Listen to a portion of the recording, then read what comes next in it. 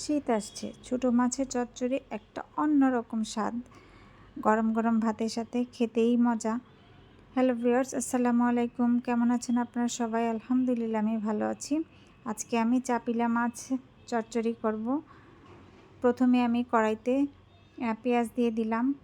তারপর এখানে আলু কুচি আর বেগুন কুচি করে নিয়েছি। আলু এটা হলো নতুন আলু, আর বেগুনটা দেখিয়ে বুঝতে পারছেন কেমন করে কুচি করে নিয়েছি। তারপরে এখানে আমি দিয়ে দিলাম আদা রসুন বাটা, হলুদ গুঁড়ো, মরিচ গুঁড়ো, ধনে গুঁড়ো, জিরে গুঁড়ো, আর স্বাদ মতো দিয়ে দিব লবণ।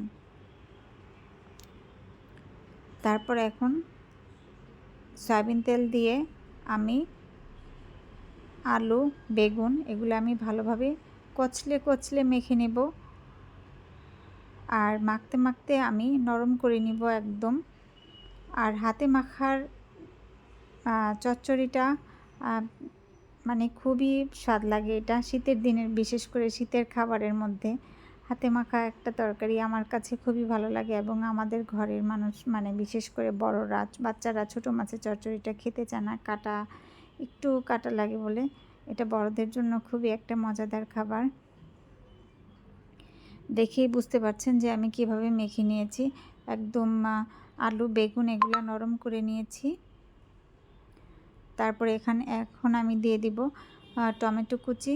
টমেটো কুচিটা আমি একদম আলতোভাবে মেখে নিব। আর সাথে দিব পেঁয়াজ পাতা। পেঁয়াজ পাতা না দিলে তো হবেই না ছোটো মাছের চচ্চড়ির মধ্যে। আর পেঁয়াজ পাতাটা আমার এক অন্যরকম, মানে খুব বেশি পছন্দ শীতের দিনের সবজির মধ্যে। পেঁয়াজ পাতাটা বেশি ভালো লাগে যে কোনো ভুনা তরকারি বা যে কোনো তরকারির মধ্যে। এই পেঁয়াজ পাতাটা কিন্তু আমি এমনিতেও খেতে পারি। পেঁয়াজ পাতা আর টমেটো আমি কিন্তু বেশি কচলে মাখাইনি, আলতোভাবে মেখে নিয়েছি। এখন দিয়ে দিলাম চাপিলা মাছ, কাঁচামরিচ আর হলো ধনেপাতা। এটা আমি একদম আলতো করে মেখে নিব। এটা জোরে মাখালে তো বুঝতেই পারছেন মাছগুলো গলে গেলে পুরো কাটা কাটা হয়ে যাবে। একদম আলতোভাবে মেখে দিব। আর এখানে তেমন বেশি পানি দিব না, চচ্চড়িতে বেশি পানি ভালো লাগে না।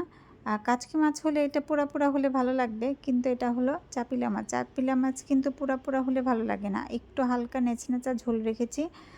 ঝোলও বলা যাবে না, হালকা একটু ভিজা ভিজা টাইপ তরকারিটা হবে।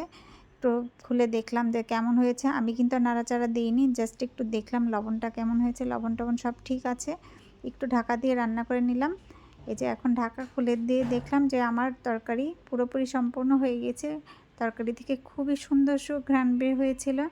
গরম গরম ভাতের সাথে খুবই মজা লেগেছিল। চাপিলা মাছের চচ্চড়ি খেতে তো অসাধারণ হয়েছে। কেমন হয়েছে কমেন্ট করে জানাবেন। আল্লাহ হাফেজ।